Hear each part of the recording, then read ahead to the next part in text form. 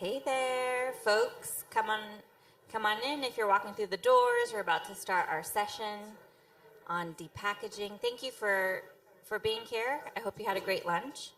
I know you could be in a lot of different sessions right now, so thanks for taking the time out of your afternoon to focus on this very specific part of organics recycling, and a timely topic at that. Before we jump in, I just wanted to kind of call out what we'll be focused on during this particular panel and what we won't be focused on. So depackaging is a fast-growing component of organics recycling, and at the end of the day, it's a piece of equipment that is facilitating the diversion of organics from landfill. And I'm so thrilled and excited to be digging into this topic with the folks that we have here on stage, and talking about where this technology fits in from a zero waste hierarchy perspective, talking about the technology itself, as well as talking about the benefits and guardrails that might be necessary as these technologies scale. There's plenty of topics that we won't be covering in this session. While we're focused on this technology downstream, we could be talking about packaging, upstream solutions, EPR, which plays a critical role in supporting the scale-up of infrastructure. That's not where we'll be focusing today, and because we've got a lot of ground to cover, both kind of acknowledging where the state of depackaging is today and talking about where it's headed in the future. And I'm so excited to welcome our panelists on stage.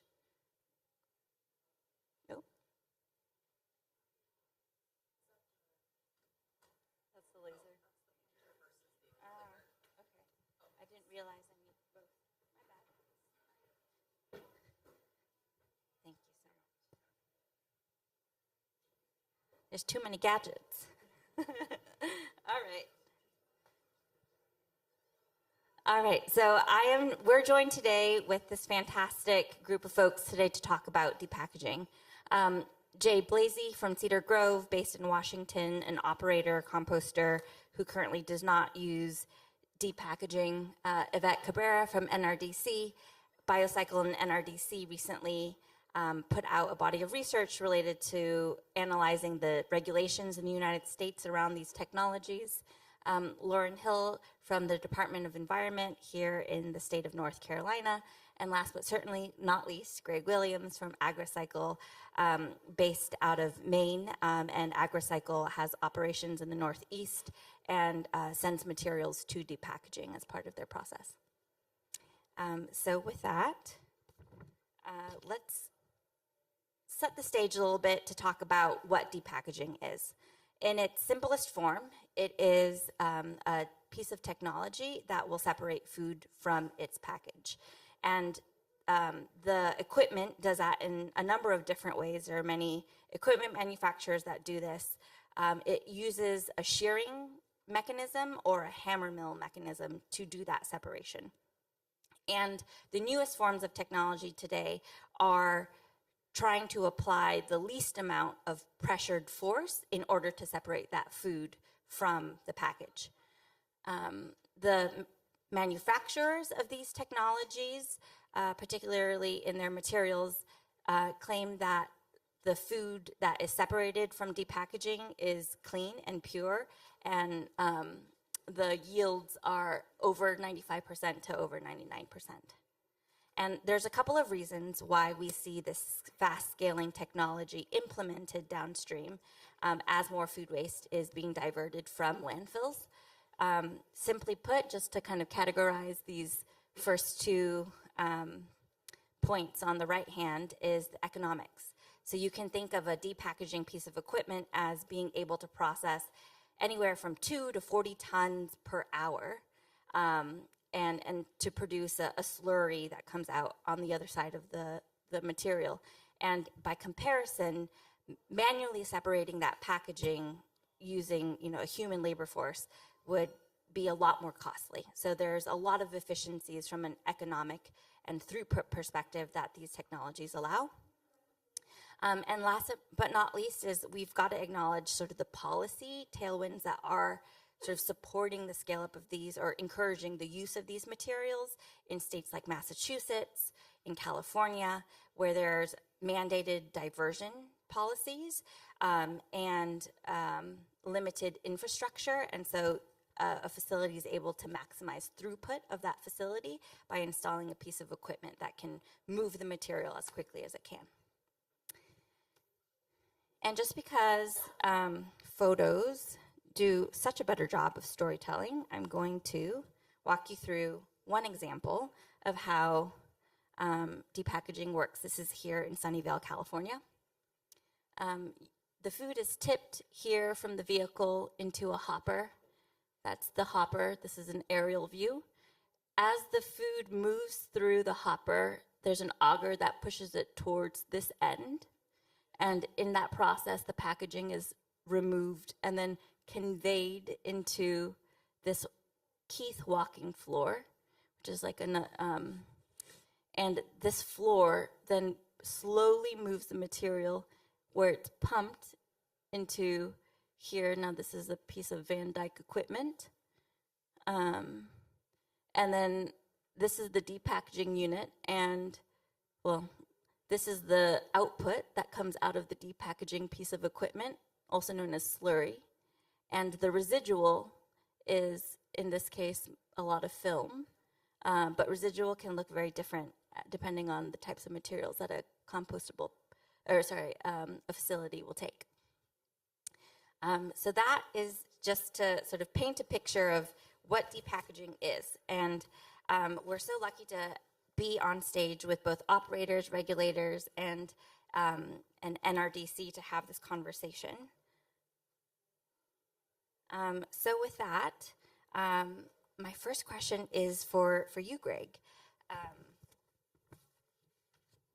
you walk us through what happens when a load of packaged material is picked up by AgriCycle, and what happens from tip floor to finished product? Absolutely, Paula. Thanks again for having me here today. It's a great conversation to be having.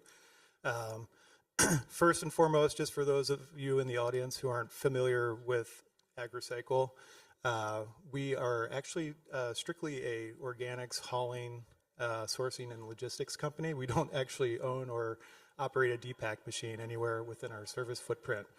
That said, we do work very closely with a broad network of facilities across the Northeast, the Mid-Atlantic, and even in some sections of the country that relies on depack capabilities. Exeter Agri-Energy being one of those in Exeter, Maine. It's a great example of a farm-based anaerobic digester. It's co-located on the Stonyvale farm. It's a 3 megawatt facility.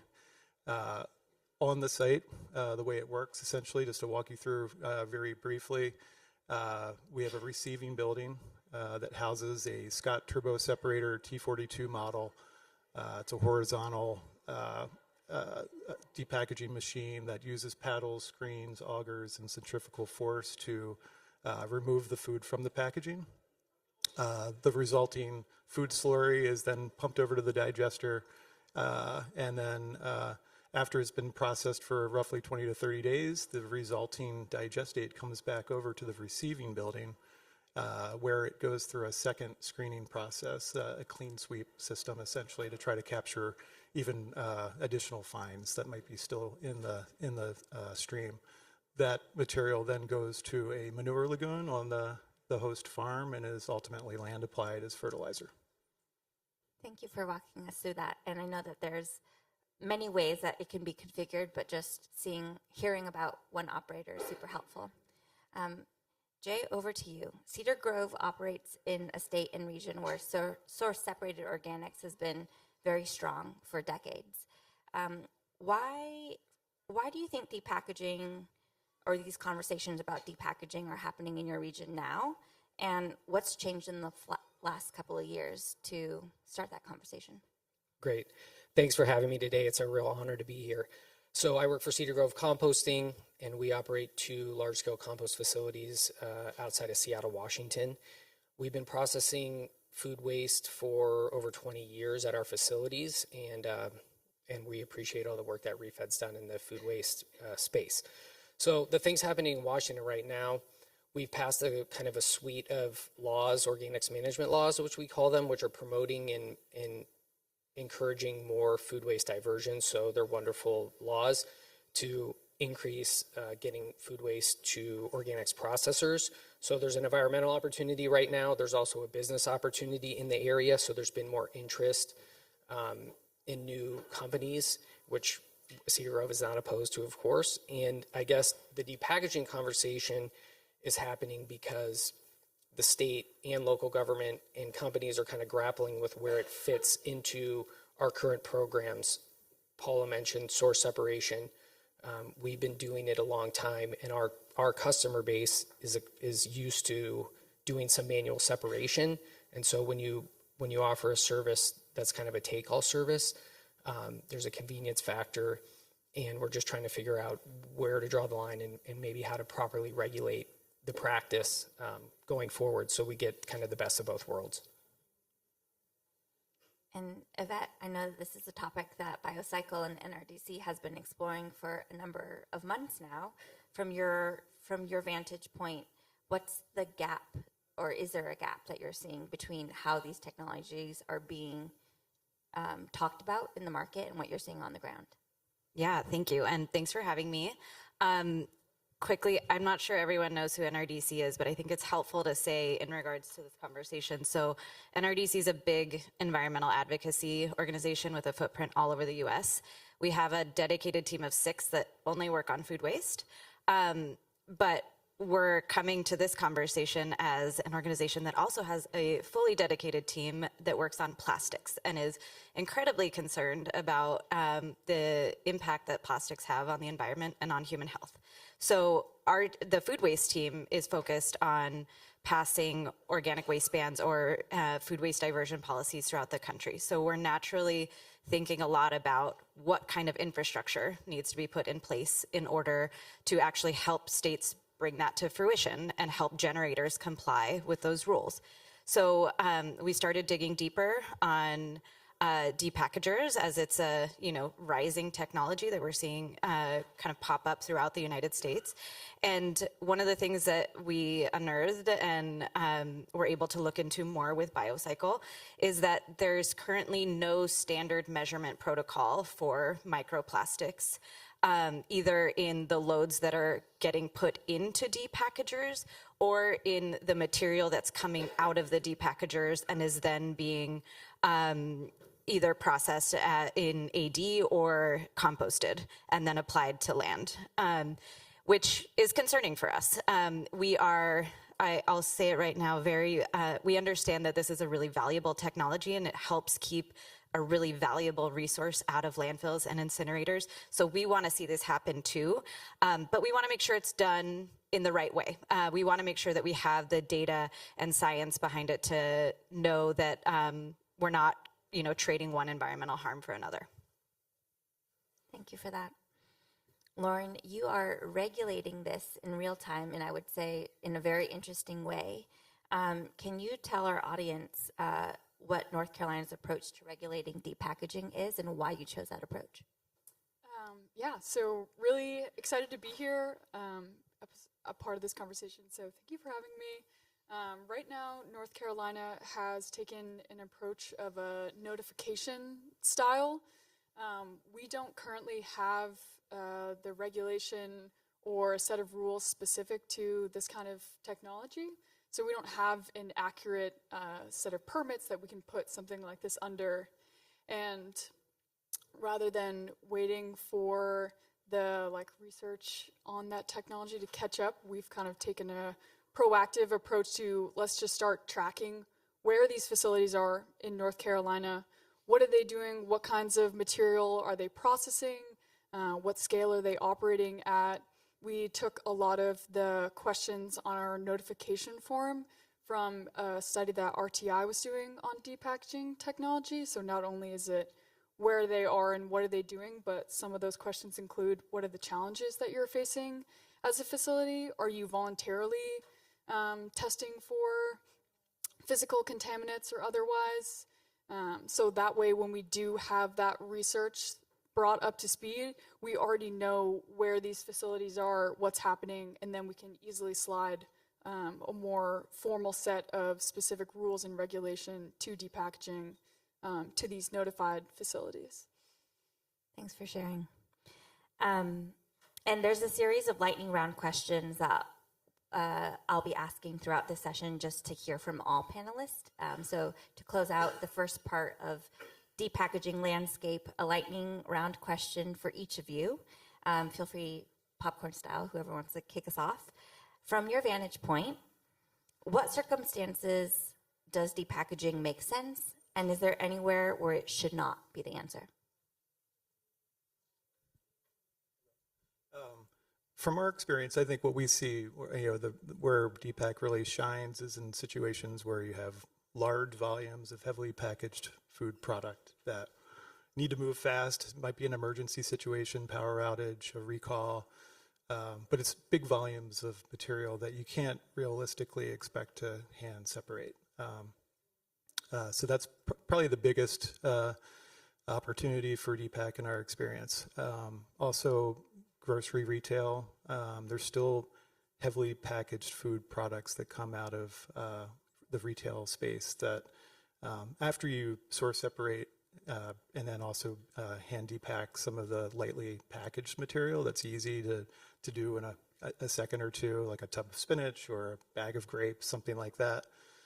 There still remains packaging that's, is very, it's too much to ask associates in a low margin, time sensitive work environment to take the time to do that.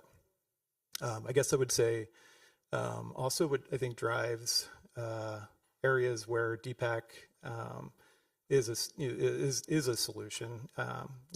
Our footprint is the Northeast and the Mid-Atlantic primarily, but we also do service areas around the country. But Vermont comes to mind. This is a small state that has a strong tradition of small-scale agriculture. It's got a rich tradition of source separation, recycling, and very robust organics diversion program. And there is retail grocery, of course, in the state, but it's in a handful of fairly large food manufacturers. But it's not a part of the country where you're running into massive amounts of loss, essentially, on the package side. So it's still an asset. The state recognizes it as such, but it might not be quite the answer as it would be in other parts of the country. Yeah, I can go next. So in North Carolina, we have a pretty significant capacity gap for what our current permitted and exempt facilities can support in terms of compost infrastructure compared to the food waste that we're producing. And so when you have something like depackaging, you think that this is the golden ticket kind of solution to finally achieve that capacity gap. And then the second part of the question, which is where this doesn't make sense, is when this kind of solution either may or may not have the environmental and public health protections to achieve that capacity. I'll just chime in to say I agree with both. And I think one area where it doesn't make sense is already source separated organics. I think we shouldn't be mixing source separated organics with packaged food and running them through a depackager, because we spent a really long time building up really critical infrastructure and systems to separate food waste from other packaged things. And we need to keep those separate so that we can ensure a cleaner stream in the end. And many entire composting businesses and farms rely on that clean stream. So I think it's really important to, I think depackaging fills a critical gap, but we already know how to process source separated organics and apply it accordingly. And I would agree with what everyone said so far. I would just say an example for Cedar Grove is we operate in the city of Seattle, and they have strong ordinances about source separation, and that generators have to separate certain items because in Seattle, for example, a clamshell of berries is recyclable. So they're going to ask the store to separate that manually. It takes a couple of seconds. So if you put that that clamshell in a bin for a depackager, it's going to get mashed together and end up in the landfill. So recovering those recyclables that you can recover is important. And there's definitely a class of material, what Greg mentioned, which heavily packaged. We don't expect our customers to source separate a yogurt cup or string cheese. So we've got to find where to draw the line and work through that. But in Seattle, we're doing it right now and hope to have more answers maybe at next year's refed. How about that, Paula? I like that. Yeah. Stay tuned. Part 2. Okay. So the technology is scaling, and I think I appreciate, like, with this group, acknowledging where we have answers, where we want answers, and still have questions. I want to drill into some of those questions and concerns that were highlighted sort of in your last round of responses. Lauren, you mentioned RTI's research. University of Vermont also came out with a body of research highlighting, or rather flagging, the risk of microplastics coming out of depackaging, particularly in digestate. I want to start with you, Greg, again, sort of as our operator connected to depackaging. Can you walk us through what operational measures are in place at Exeter today to measure or check for microplastics? Yeah, well, I'll start first with AgriCycle being on the front end, just really briefly. I think because I do believe that education on the front side is really key to keeping plastics contamination downstream at bay. But once you get to the outlet, we have a really robust network of outlets that we work with that have incredible technologies in place. And I think that's key, is always innovating with the equipment that you're using. You had mentioned turbo separators that lessen the impact on the packaging. So I know, for one, that the equipment that is used in Exeter, and actually one of our other partner digesters in Connecticut, Quantum, they use a Scott turbo separator T42. I'm not trying to be an ad, but but it happens to be a really good model for. It has adjustable paddles, so you can angle them to reduce the impact on the packaging. So you're not breaking apart brittle plastic containers in a way that might lead to microplastics. So that, and then I think any additional screening technologies. So I think it's not an exact measurement, but these are ways to try to reduce what comes out the backside. I would say really quickly that it is not having a standard threshold for microplastics to test for does, kind of leave people in the dark a little bit. And so I think it's really important that we get to that point. Sort of on the topic of in the dark, there is a gap of missing data on microplastics coming out of digestate and slurry. A question for you, Yvette, knowing that data is incomplete, what is NRDC's posture that it wants to see related to depackaging?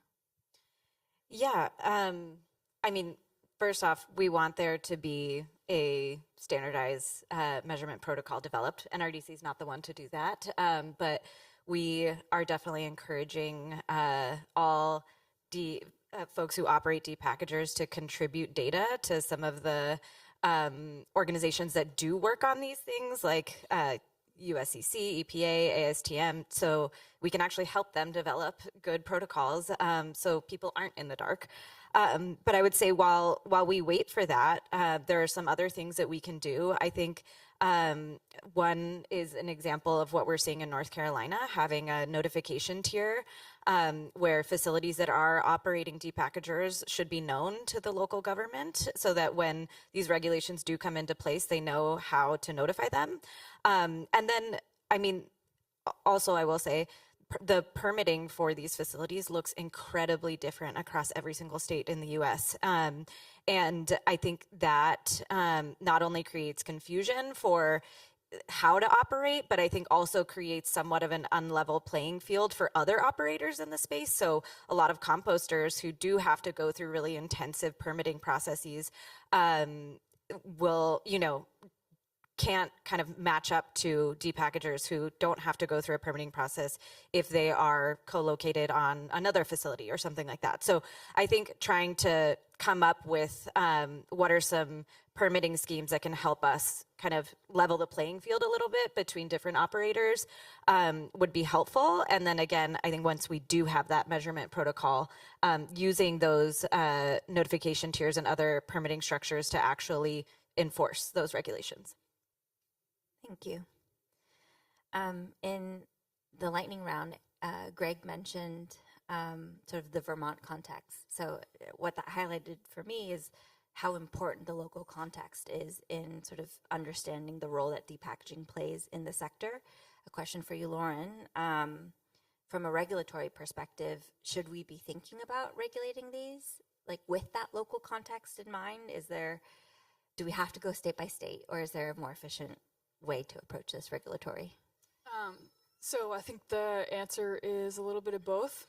I think that in terms of level playing field and making it a little bit less confusing with every state doing a completely different thing, I think that there should be a like federal kind of set of guardrails that's either similar like permitting structure for these facilities or guardrails in terms of, just for an example, a microplastics threshold, an SOP for how we're testing those microplastic thresholds. I think that's something that we can get states on the same page. However, we do ultimately need to rely on some of those local decisions where we can't have a one-size-fits-all solution. For example, something like you're talking about the packaging, the clamshells in your state. That's something that can be a recycled material, so we don't want that to go to depackaging in your state if that means it's not going to get recycled. So maybe the material case-by-case kind of decisions, that can be something that is left to a state level where we can say, in North Carolina, we have these source separation rules or lack thereof, and that can influence some of the like smaller decisions. But on a higher level, when we're talking about protection of the environment and public health, i.e., just as an example, the microplastic threshold and how we're testing for that, how we're even permitting for these facilities, that can be something that we're on a uniform stance. Thank you. Cedar Grove, Jay, I know has been in the organics recycling space since, as early as 1960. We were just chatting about that. And I'm wondering, as a longstanding composter, do you have any concerns around unintended consequences or microplastics related to depackaging? Yes, I do. And we're going through a process right now in our state with some new rules to kind of hit on what Lauren was mentioning, though. It's going to be really hard. Our state is having a hard time finding middle ground on this issue. So to get a national solution would be a challenge. I don't want to be negative or pessimistic. We don't operate a depackager, so I can't really speak to the microplastics component. I mean, I think very common sense logic is plastic coming in. The more plastic come in, you're going to have to deal with it. I mean, it's no different at our facility. When we get incidental contamination, we get a lot of plastic. We hate plastic. We don't want it. So I appreciated the article, and our authors are here, so which is great. But we'll be a part of working through finding a regulatory standard or some sort of testing protocol for microplastics, because it's definitely a problem. In terms of unintended consequences, I kind of hit on it before. It's important to protect the recycling stream in those materials when you can. And so I guess that would be the main thing, is just making sure that we're staying focused on maximum diversion and not just kind of taking a convenient route where you put everything in one bin and recover what you can. Thanks. I'm looking at the time, and I want to leave ample time for questions from our audience, and so I'm going to move us to sort of the third set of questions. So this series of questions is going to be lightning style. We'll be hearing from all of our panelists, and as we look towards the future of depackaging, to get your perspective, maybe Yvette, to kick us off. if operators adopted a standardized measurement protocol, would NRDC's concern be addressed fully? Not fully. I would say that's the first step.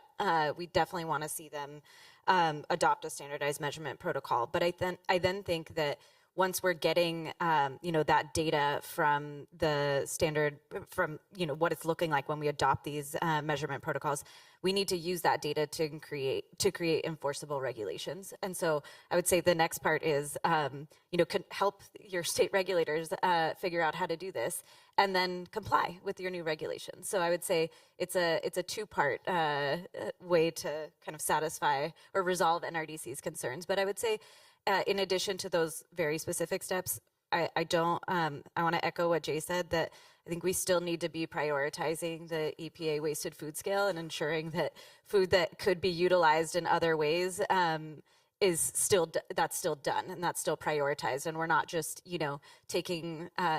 putting everything through Depack because it's easier. So yeah, that's our main goal. And my next question is for our operators. Talking about this protocol, would you support a third-party audit or material flow reconciliation requirement? If not, what's the alternative that gives the same level of confidence? Sure. So in Washington, we actually have some pretty advanced regulatory requirements and reporting requirements. So I think for at least the facilities that we operate, we report annually every material that comes in by class, which I think is what this question is getting at. So, I mean, for us, transparency and reporting is critical. I've been pushing our Department of Ecology to require quarterly reporting because we only do annual, and then you don't get it till months later. So we're very open and willing to support that type of monitoring. It's critical in recycling because it's not recycled when you put it in the bin. It's recycled when you've turned it into a new product. And so you need to be able to track and make sure that the company that is doing the recycling is actually recycling the material, and to what level is it being recycled. And so at Cedar Grove, we're really proud because we operate in source separated programs, and we're able to recover over 95% of everything, that we take, absent incidental contamination that gets thrown in, and we're working on that piece. So. Great comments. In short, yes. We want to be a part of the solution overall and improve our industry wherever we can.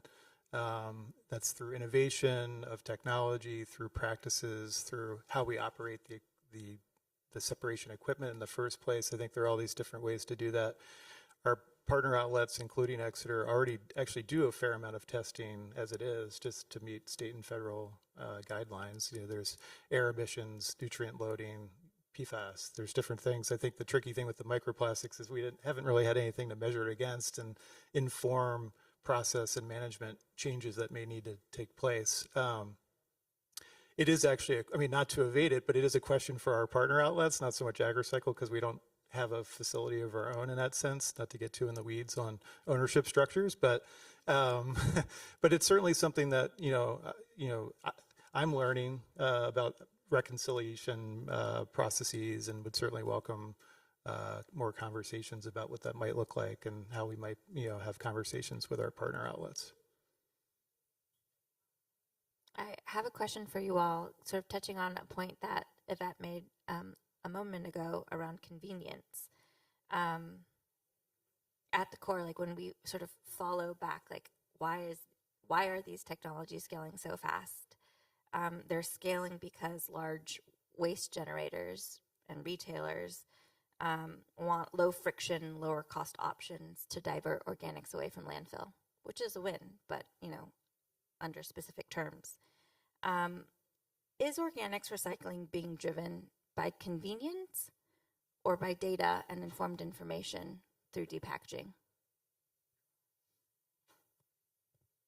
I would say currently convenience, but we want it to be, and we think it can be, more data-driven and science-backed. And so if we are able to actually work together and figure out what is safe, at least in terms of microplastics, but all other contaminants as well. I think we can make it more science back, and then work our way backwards into, fixing or controlling for those solutions. So if we find out that like this one specific product is actually creating a huge problem in our digestate in terms of microplastics, well, then we have to work with the generators to think about how do we actually minimize that material from even being, given to depackagers in the first place or generated. So currently convenience, hope it's more science and data driven soon. I would piggyback on agreeing with Yvette, but also caution, I think it's really important that we're driving infrastructure. We can't put a pause on the gains that we're making with organics diversion. The science does show that it's worst case scenario to landfill food waste. So we don't want to do that. So we want to make sure that we're still, every day there's countless tons of packaged food going to landfill because it's driving right by facilities that don't have that capability. So I think we need to make sure that we're driving infrastructure and still, supporting DPAC installation done responsibly and done with information, data. I think it's a mix of all the different things that we need to make it a successful solution. I would agree again with those statements, and I think we just need to work together on compiling that data and figuring out what works and what doesn't. Exactly what Yvette said, and there's depackaging, and again, we don't operate one, but I do believe it can be a tool to recover organics, and it's just got to be managed in a way that protects source separated organics that can flow freely, that are easily separable, and prevent that situation where in Washington and go to green bin recycling, but we're going, we have a take all blue bin, and now we're going through a whole another round of rules and regulations on that, because when you just allow someone to recycle and throw everything in one bin, it makes things a lot harder. I think the convenience is a really driving force in all of this, and that convenience is typically a luxury that the waste management facilities or the compost facilities don't have. The packaging and the food waste is showing up at their door. They're not necessarily the generator, and they don't have a lot of those convenience kind of choices that I think are causing what ultimately ends up being their responsibility as the waste management facility. Astute point. Last lightning round question, and then we're going to open up questions from the audience. So please don't be shy. Think about your questions that you want to ask. If you could make one thing happen in this world of organics recycling related to depackaging, could be regulatory, operational, sky's the limit. What's that one thing that you would want to see in the next 12 months? I would probably say transparency and trust. An example of that from the notification as an example is like if we can get facilities and these depackaging operations invested in contributing to safe and healthy infrastructure, then they can be a part of providing the data that we need to make some of these regulations. I would say, and this is something Yvette brought up earlier, I would say a regulatory level playing field would be ideal. I mean, I am pro-competition, pro-business and investment and infrastructure and all of those things. So we don't have the solution yet, but I mean, when our customers have to source separate and send us a clean stream, and then another operator can tell them we'll just put everything in one bin, like they will go with that competitor. So figuring out a way to strike that balance, of course, easier said than done, but that would be my hope. I feel like a broken record at this point, but I'll just say we need to regulate microplastics related to depackagers, and we can't do that until we have a standard measurement protocol. So we really need all of the data, all of the studies, and all of the energy going into figuring that out and then rolling it out with all the existing depackagers and future ones, and understanding really like how much microplastics is safe for us as humans and for our environment. I guess I'll sort of piggyback on those, but with the, kind of reiterating the concern about slowing down our momentum. I think it's clear that we do still need to kind of keep pushing infrastructure, keep pushing innovation.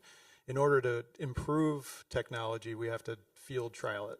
And, we got to put it out there in the real world and, give it the test that it needs. So that's really the only way you can innovate when it comes to technologies like that. And I think that hand in hand with research like that coming out of UVM, I think we can sort of move everything forward and have more information. I think just having cross-discipline conversations and information sharing is really important too. Excellent comment to close us out. Hand up already. Thank you, Patty. Who had a hand up?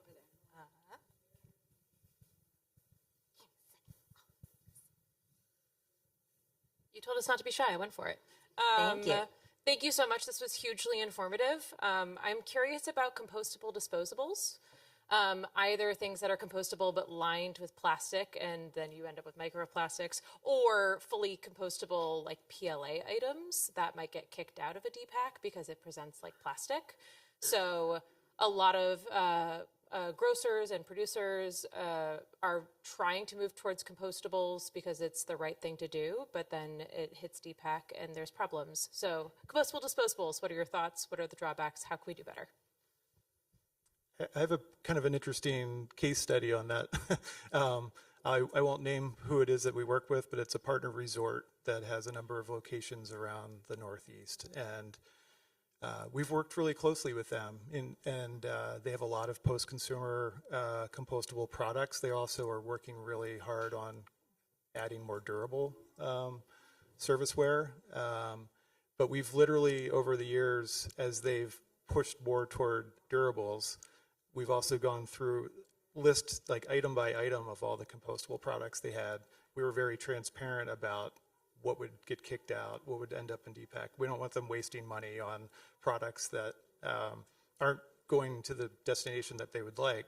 So they were making very informed decisions, and actually we were working with a compostable products company that had recyclable versions of many of the same compostable serviceware that they were using, and they just made a shift over to that. And so it's sort of a collaboration between several different entities, including us, that I think moved the needle a little bit. It's not perfect, but it's certainly, it was a very informed and transparent conversation. You've asked probably the second most controversial topic in my industry is compostables, so thank you. Again, my understanding is if you put a compostable in a depackager, it's treated just like conventional plastic. So it's going to get mashed, and then the slurry is going to be extracted, and the compostable will end up in the disposal pile unless you have some sort of back-end system, which I'm not aware of. So compostables are a big issue. Cedar Grove accepts compostable products, a certain class of compostable products in our from our businesses, and it takes a lot of work, as Greg mentioned, to have them get the right things and put them in the bin. And but to answer your question, I think the loss of, as I mentioned before, the loss of recyclables in a depackager is something that people need to be aware of, and the loss of in compostables too. And so I don't know if BPI or CMA, those are two compostable certifying entities, and they've been very involved in Washington State, commenting on our rulemaking to the point of the fact that we might lose those compostables to the landfill, which is a pointless endeavor. Especially in states with EPR. And I'm going to also piggyback on that question because I'm a materials nerd. But it depends on the sort of where that slurry is headed. So in the case of compostable polymers, if it's destined to anaerobic digestion, which in the United States, most of the time it's going to a mesophilic or a wet AD system, those systems don't get to the specific temperatures or don't create the environment for that material, like let's say compostable microplastics get into the slurry, it's not going to degrade in the same way, or it wasn't designed to degrade in that type of system. However, if it ended up in digestate that's then composted, and that compost operator is operating like a standard pile that reaches 131 degrees or more Fahrenheit, the probability of that compostable plastic being fully degraded and becoming bioavailable, i.e. gone, is very high. So it becomes a very nuanced mapping of material flows, right? Like, where is this material headed? Hand next. Oh, sorry. Hi, John Fisher with Mass DEP. I have a question for any of you who want to respond. In my experience, depackaging facilities are really designed and operated to capture food material. And that's kind of what they're doing first and foremost. And maybe they're not recovering packaging at all, depending on the process and the type of packaging. Just wondering, kind of a hypothetical question, if these systems were designed first and foremost to recover the packaging and recovering the food waste was a secondary objective, presumably that would mean different equipment, different processes. Just wondering how you think, how much of a difference do you think that would make in terms of some of the issues we're talking about here today? Hey. So I guess an example of not quite a source separation, but maybe like a lower tier source separation of how we're managing the depackaging. We have a facility in North Carolina that takes off-spec Campbell soup cans, and they run a couple different depackaging through with their machine, but one of the loads that would be going into that particular machine on a given day would be strictly a Campbell soup load. And so they could take out their two outputs, which is the soup slurry, and they're putting that into their compost operation, or they could theoretically be sending it to AD, and then they can take out the cans and recycle those because it's just cans. It's just the aluminum. And if I think I'm understanding your question, you're saying you're thinking of an inverse facility that takes packaged food and recovers the packaging, the recyclable packaging. I mean, it's kind of funny you mentioned, but we don't operate a MRF, Cedar Grove doesn't, but in our state, I've heard recyclers kind of make this joke that like, well, I want to make a depackaging facility and I'm going to get all the recyclable material. It hasn't gone very far. It was just kind of an offhand comment, but it does kind of get at a deeper issue. What you're identifying is like, how do we justify recycling this and not that? And so I think that's why what we've talked about a little bit today is like, what are some of the policy solutions and regulation options available to get as much recycled as possible? Thanks, Patty. There's a mic coming up.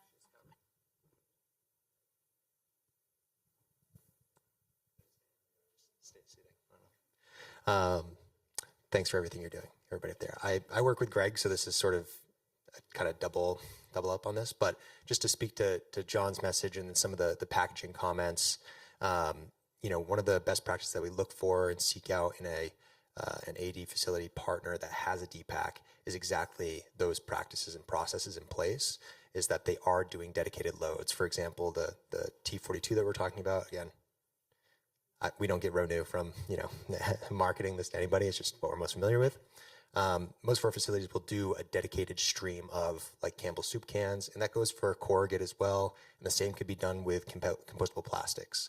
So, and then secondary to that, this isn't just another kind of separate comment. For me, as somebody who has onboarded, I don't know, Greg, 500 grocery retailer locations, there is a responsibility for us to make it clear that depackaging is a tool and not a crutch, right? And making sure that it is clear, we're making it clear to these retailers and others that it is always going to be better to separate their material on site and recycle it locally. That is simply the easiest way to do it in terms of not cubing out your truck, which is kind of an internal term that might mean nothing to you, but increasing the amount of capacity that your truck has to haul food waste, but also keeping it local to those secondary markets where it's being kind of generated is pretty critical and necessary for us to keep in our messaging and onboarding of those folks. And that could be part of, I don't know how you police that kind of onboarding language, but something to consider. Got to be a way. Absolutely. Thanks, Will.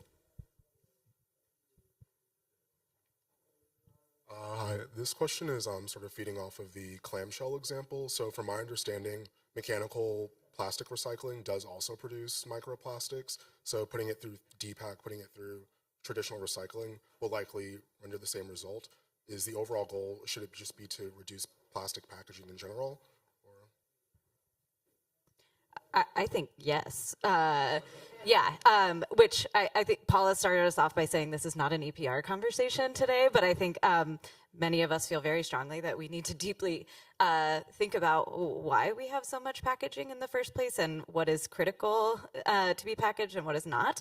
I will say a big difference in, or one of the concerns for NRDC is that these microplastics that are resulting from Depack, much of them are then being composted and then applied to the land. And a lot of it to agricultural land as well, where it can literally make its way into a plant, or it could like disrupt its photosynthesis process, which could be a huge problem for our food system. So I think it's microplastics, I think either from recycling, like traditional recycling, or from Depack are equally a problem. But I think what we're seeing them, like the way that they show up in our environment differently in different processes and in our human bodies.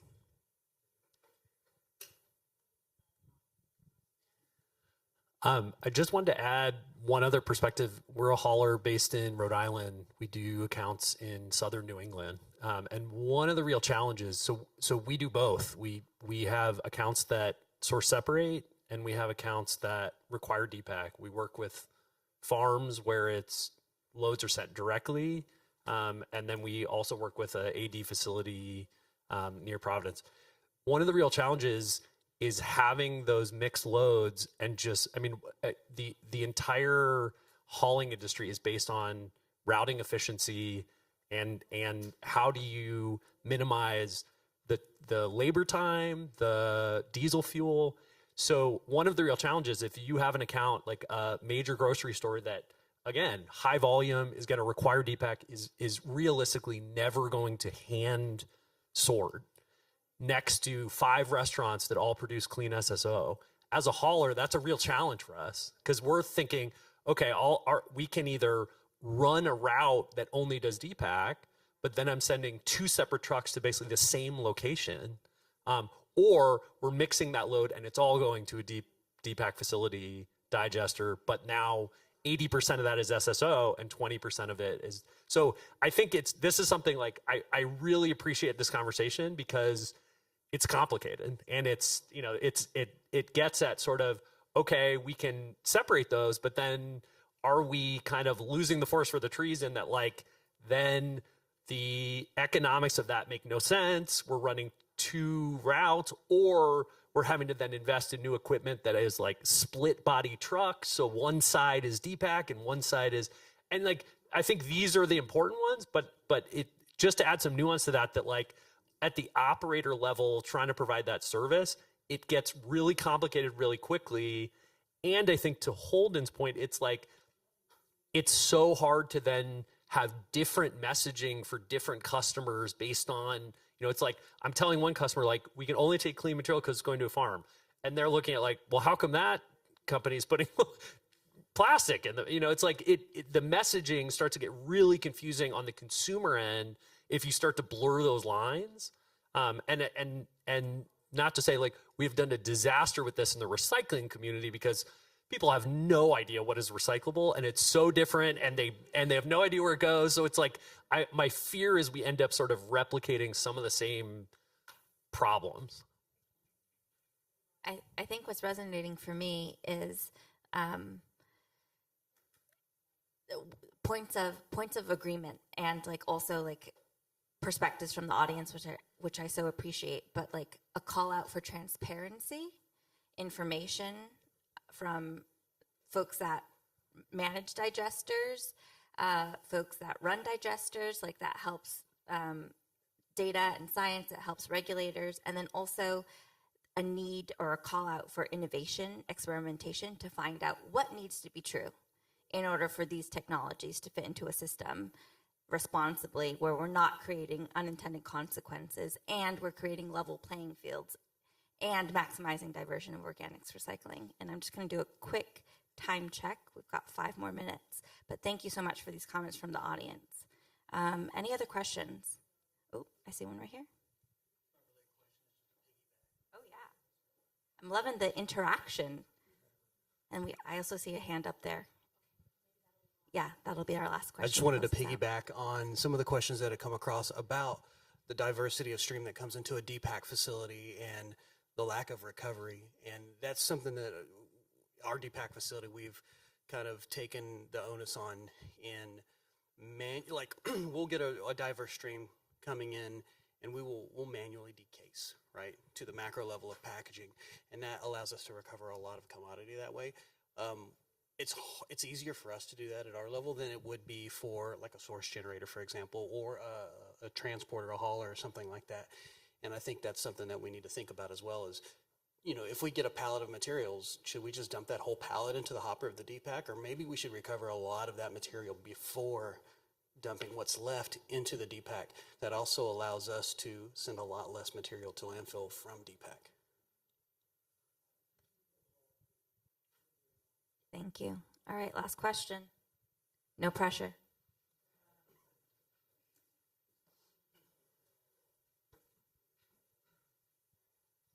I very much appreciate all the shared information, and I think maybe off one of your points on one of the specific depackagers that you've used and found to be successful, maybe curious to hear from the group, like what other depackaging systems are you using? What have you found works well? What doesn't work well?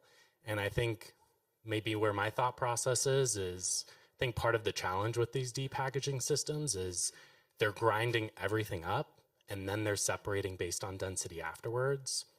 So I'm curious if you've been able to see maybe any other approaches that are doing some of that separation without maybe of that grinding station right afterwards, or trying to do some of that separation beforehand.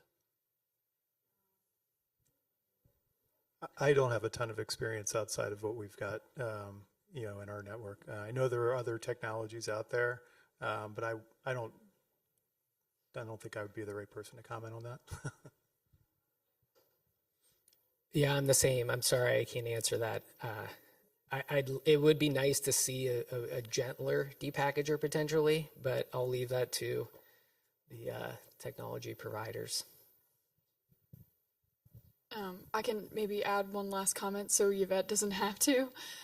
But the emphasis on third-party testing for all these different kinds of technology, everyone feels really strongly about the technology that they have and they use because it's innovative in some different way. But ultimately, if we don't have a way to compare those across the board, it doesn't really mean anything.